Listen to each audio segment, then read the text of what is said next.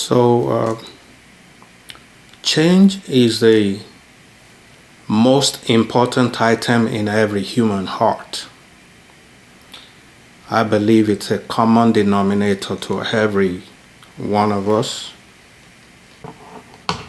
We want change in circumstances, some want change of career, change of how you are perceived by others, change concerning family members, changes in the life of a son, a daughter, relationship situations.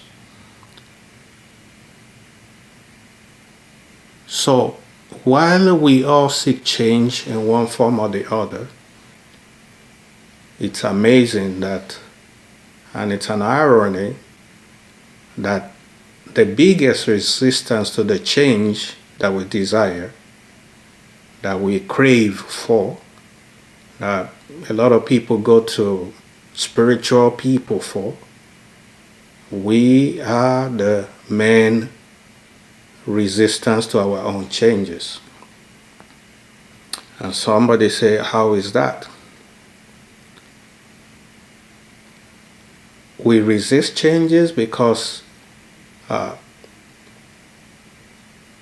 we love to live in the same cycles, same habits, same attitude, same decision-making patterns, same repetitive daily approaches to life.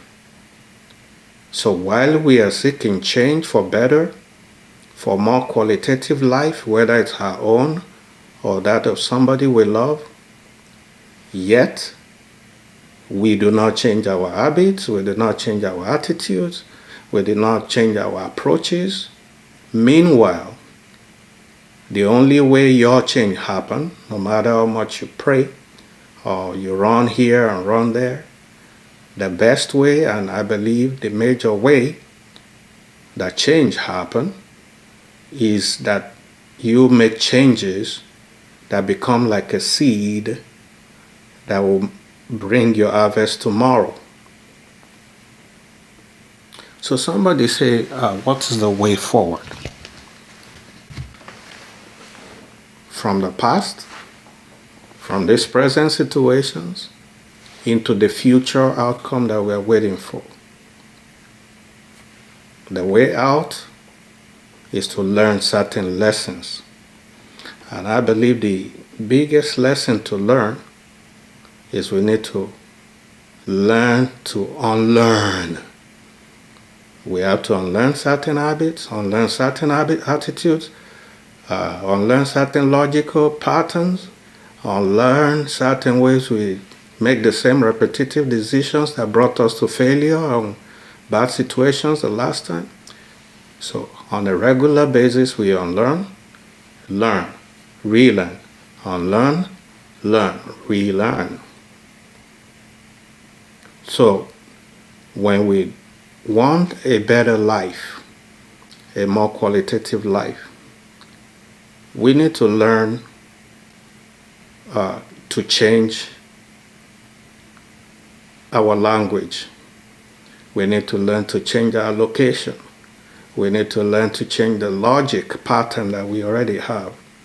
And the lifestyle.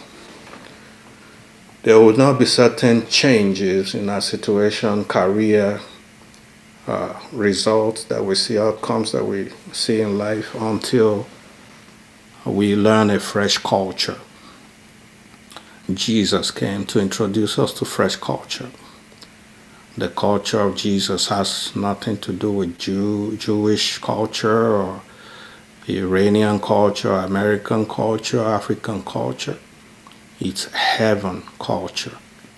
The culture that makes heaven what it is. And Jesus came to invite us to commit our hearts, not because he wants us to come to heaven, but so that we can unlearn certain things, learn new things, and learn to love. The culture, the biggest culture of heaven is in Love. Love. L stands for the language. There's no true love without the right kind of messaging or the right kind of language or use of words. There's no true love, which we all desire, and I believe everybody is seeking change to be truly loved. So, L stands for the kind of language. There's no true love without taking advantage of all opportunities. Opportunity come for us to receive love or to give love. There's true love when we understand to take advantage of our opportunities. And there's no true love unless you become vulnerable. Jesus came from heaven to live life like we do, to tolerate what we do here, which is different from the culture of heaven. So he became vulnerable until he was even killed on the death of the cross. So LOV, and the last one is environment. Changes don't happen until you learn to be at the right location. Create the right environment to make your outcomes come into existence. All of these things is what I call fresh culture. Until we learn a fresh culture, we probably will continue to experience the same old outcomes that we used to have. And I believe you want change, I want changes. The way forward for change to happen is when we refuse to be our own resistant to the miracle, to the success, to the victory that we are looking for in changes. Thank you. God bless you. Bye.